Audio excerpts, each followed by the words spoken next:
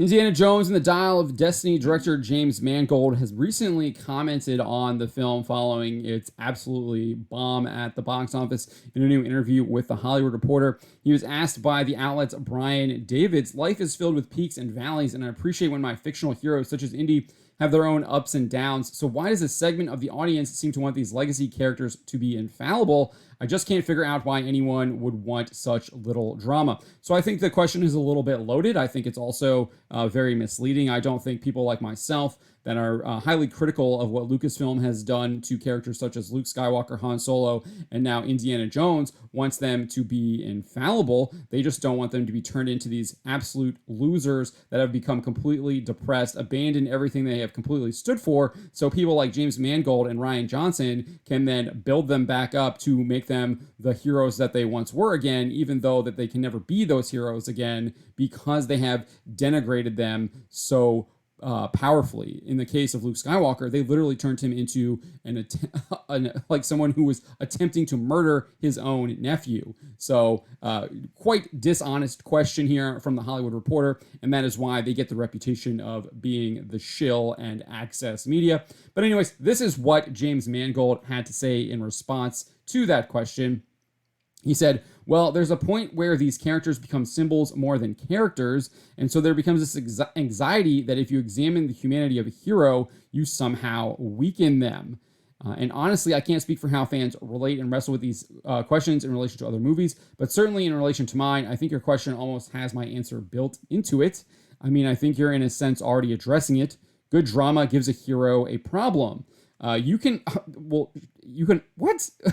have good drama without denigrating the character, bringing them down to some absolute low where they're roaming around in their pajamas. They've lost how to live, laugh, and love, to quote Harrison Ford, who needed Phoebe Waller-Bridge's character to bring him back to that, who says he's lacking courage now. I'm sorry, you don't need you don't need to do that to a character in order to have drama. There's plenty of other ways that you can have drama. Maybe going up against a tough villain that is maybe a little bit smarter, a little bit faster, a little bit more well-connected, that Indiana Jones has to either conquer through his wits, conquer through his courage, conquer through his sheer bravery. There are ways that you can create drama where you aren't having to like bring these characters down and absolutely deconstruct them in order to try and rebuild them back up. Nevertheless, he goes on and says, "If a movie is about a beautiful hero who is capable of anything and is virtually indestructible and is without any personal issues or concerns, then you just have a fashion video with action." And I think that's the point there. James Mangold sees these heroes that they don't have any weaknesses, which is absolutely not true. He probably should have watched a couple of the original Indiana Jones movies maybe before he made this one and decided to deconstruct the character.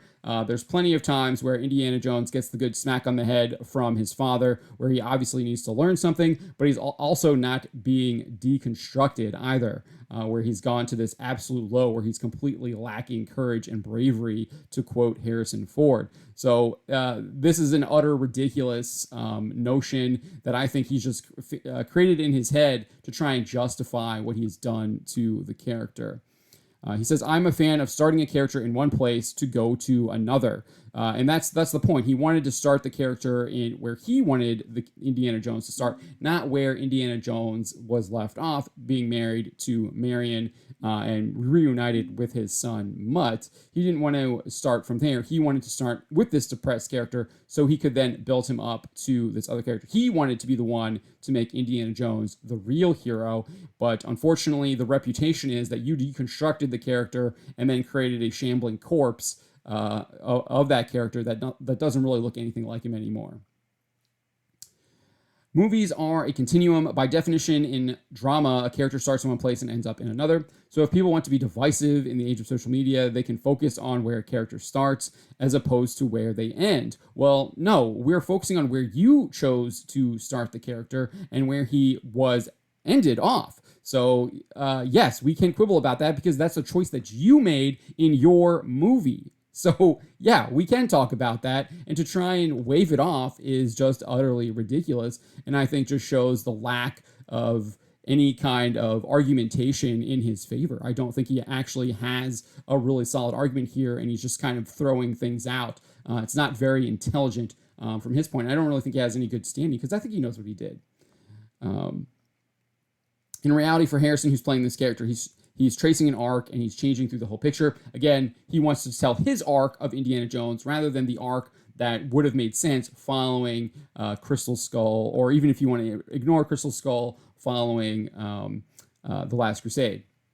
So it all depends on where you're landing and where you're pointing your finger on that timeline. No, you literally made the creative choices to have Indiana Jones sitting in a chair in a diaper, in his underwear. You made the choice to have him getting fired. You made all of those creative decisions. Those are on you, James Mangold. You do not get to say, oh, the people criticizing this chose this. No, they're criticizing it because you are the one who made those decisions, and now you have to face the consequences of those decisions, and that is an absolute box office failure. It's also you getting exposed for like literally every single lie you have said about this film, like, and you're doing it yourself. You're doing it yourself. You said that there were no screenings, and now you're saying in the same interview right here that Steven Spielberg screened it 7 times. You screened it to him 7 times. So which is it, James? You're an utter liar, bro. And you're getting called out by your own words. You've exposed yourself, and you can't talk your way out of this. You've ruined your own reputation. You did it to yourself, and this is just utterly disgusting.